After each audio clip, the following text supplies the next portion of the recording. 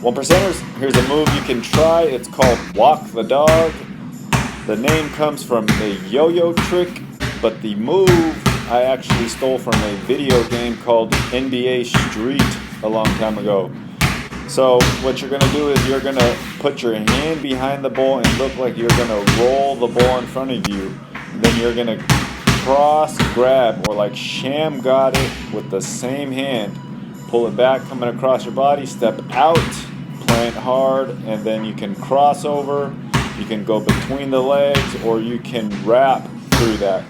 So the walk the dog move is just the first few steps, throwing the ball out with your palm behind and then grabbing it back with the same hand. To sell the move, you want to go ahead and change your rhythm, change your level, and change your speed.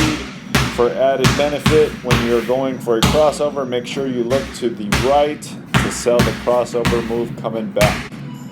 To start the move, make sure you have the weight on the front foot with the ball in your hand, and then you're going to jump and replace your feet, going to a quick 1-2, and then you're ready to go. Have fun with it, practice hard, and remember to get 1% better every day.